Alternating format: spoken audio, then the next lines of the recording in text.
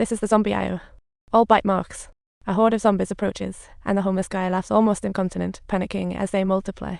She turned to find his daughter only to see chaos. He rushed with all his might, but was still too slow. At the critical moment, Uncle Mo flew in with an elbow strike, saving Ziwin. They didn't dare linger. He grabbed Ziwin, sprinted, with Shiyu chasing. Suddenly tackled by a zombie, trouble loomed. At the crucial moment, the homeless saved him again. Shiyu escaped. Surprised, Uncle Mo didn't leave him.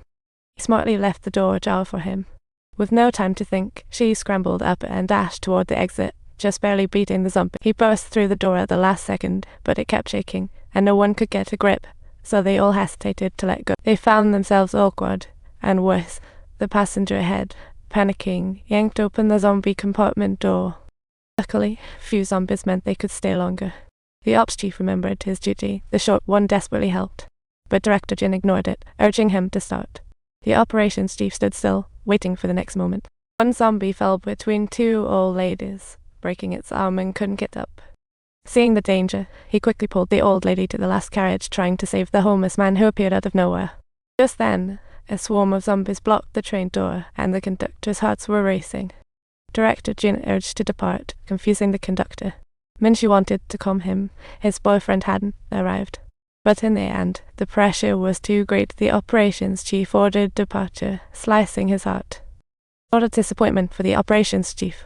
Relief for others, utter hopelessness for the old lady, and worse. Uncle Ma and the crew finally locked the door, but that tiny boat couldn't possibly hold back all these zombies. Witnessing its collapse, everyone was terrified and took off running immediately. But amid the chaos, the student at the front got bitten right away. Right after, the second unlucky soul got tackled. Sayaba went completely still. What a nightmare. Fortunately, she rushed in and yanked him away. At least they managed to catch the high-speed train. Uncle Mo lagged a step behind due to his size. But suddenly Uncle Mo turned around, dashed to grab the drop shield, and yelled for Shi to move. With a wave of the shield, Uncle Mo transformed into a superhero, charging onto the train. Thankfully, this car was considered safe, but the city cop wasn't so lucky. He tried calling Uncle Mo, but was stopped dead in his tracks by the homeless guy. It was only a matter of time before he was spotted in the cabin he was blocked in, but luckily, there were toilets at each carriage junction. The city cop quickly called for everyone to hide in there, but despite their caution, one zombie still caught sight of them. Upon hearing the disturbance, the other zombies quickly gathered around, forcing Fujiai into a desperate situation where he had no alternative but to dial Uncle Ma's number for assistance. A voice on the line, it was Ziwin. Hearing this number, he suddenly felt his heart drop. Because they were currently in car number 9, there was no way they could get through, let alone return alive. But as a father, he had to take a risk. Uncle Mo saw and urged him to calm down. Even if they crossed, they couldn't return with anyone. This one stuck. Xiaobai suddenly spoke up.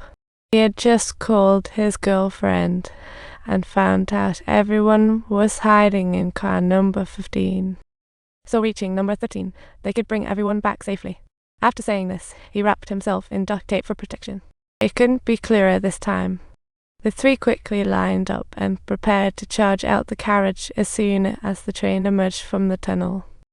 Uncle Mo took the lead as a boxer, forcefully clearing the path ahead, while she maintained a vigilant watch on both sides, and Xiaobai specifically guarded the rear. Despite the dangers along the way, the three managed to make it through the zombie zone with impressive teamwork, getting one step closer to car number 13.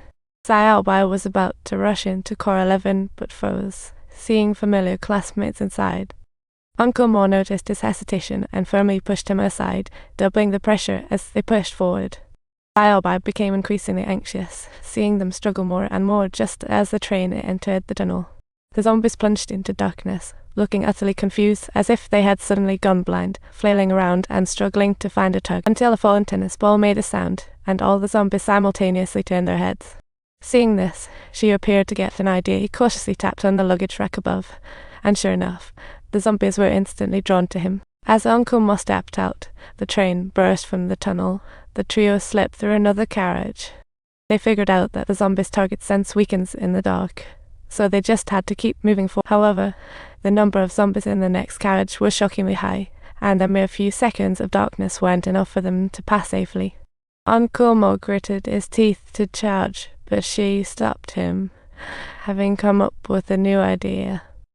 He borrowed Uncle Ma's phone to store Uncle Ma's number in his contacts. As the train re-entered the tunnel, he quietly pushed the glass door and crouched with them behind the nearest seats to the zombies.